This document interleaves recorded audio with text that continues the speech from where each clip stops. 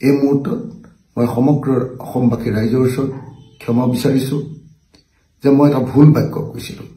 যেটো ভুল বাক্য মোৰ মুখেদি ওলোৱাটো উচিত নাছিল মই কৈছিলো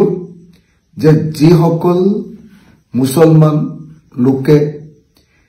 বিজেপিক ভোট দিয়ে সেইসকল কাফেৰ সেইসকল নৰকলৈ যাব এনেকুৱা ধৰণৰ আল্লাহই তেওঁলোকক শাস্তি দিব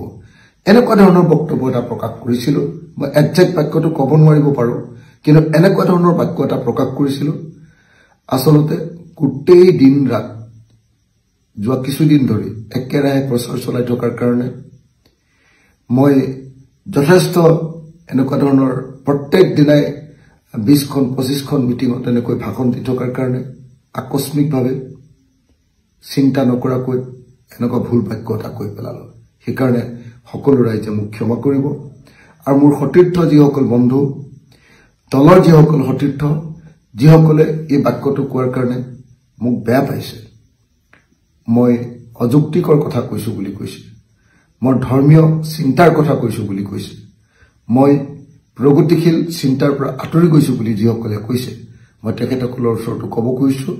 যে মই নিশ্চতভাৱে ক্ষমা প্ৰাৰ্থনা বিচাৰিছো মোৰ ভুল হৈছে মই এনেকুৱা বাক্য কোৱা উচিত নাছিল মই ভৱিষ্যতে এনেকুৱা বাক্য নকওঁ গতিকে সকলো পক্ষকে সকলো ধৰণৰ সকলো ৰাইজকে মোৰ এনেকুৱা ভুল বাক্যৰ কাৰণে ক্ষমা বিচাৰিছো আৰু মোক ক্ষমা কৰি দিবৰ কাৰণে আপোনালোকক আহ্বান জনাইছো ধন্যবাদ জয় অসম এই মুহূৰ্তত মই সমগ্ৰ অসমবাসী ৰাইজৰ ওচৰত ক্ষমা বিচাৰিছো যে মই এটা ভুল বাক্য কৈছিলো যেটো ভুল বাক্য মোৰ মুখেদি ওলোৱাটো উচিত নাছিল মই কৈছিলো যে যিসকল মুছলমান লোকে বিজেপিক ভোট দিয়ে সেইসকল কাফেৰ সেইসকল নৰকলৈ যাব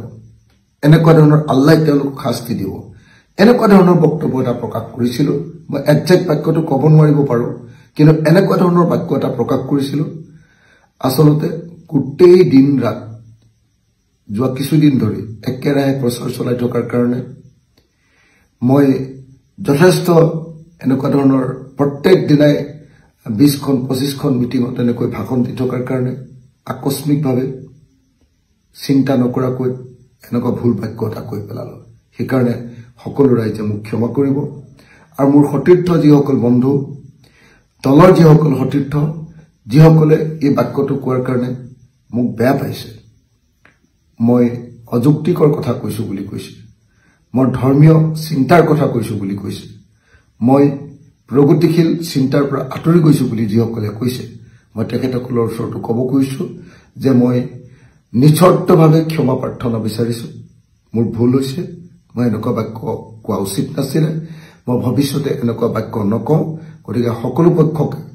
সকলো ধৰণৰ সকলো ৰাইজকে মোৰ এনেকুৱা ভুল বাক্যৰ কাৰণে ক্ষমা বিচাৰিছো